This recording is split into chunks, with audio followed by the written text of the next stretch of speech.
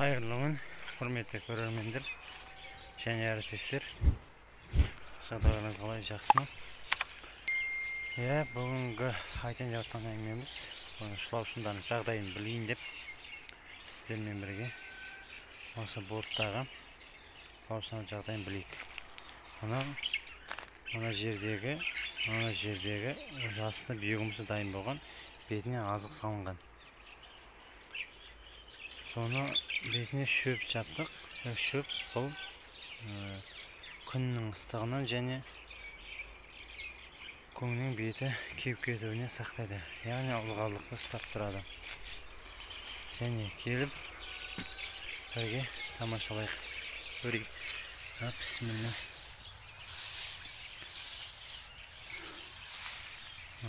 Машалла, майдаланып тұр жүміні. Міне. Машалла. Керемет. Уже майдаланып, уже азық салуға келіп қалыпты. Азық салуын қалай байқаймыз? Оны көң салған кезде ол обязательно бір күннен кейін қызып кетеді.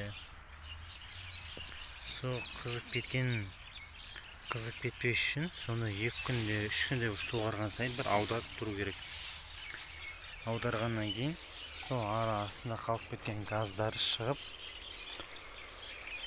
сосын ауа кіріп салқындатады. Және бетінен обязательно шөптерді бетінен су сеуіп ыстығын басады. Екінші әдісі. Ләжі болса көтеріп тұрған дұрыс. Көтерген сайын бұлардың жұмыс істеу процесі жақсы жүре бастайды. Мына жердегі өзі біздің екінші рет ящик салғанымыз. Бірінші ящикке салып қойдық. Бұған әлі кіре қоймапты.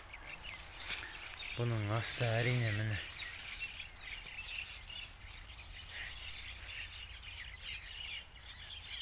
Қап-қара міне әдемі болып тұрған бүйегіміз.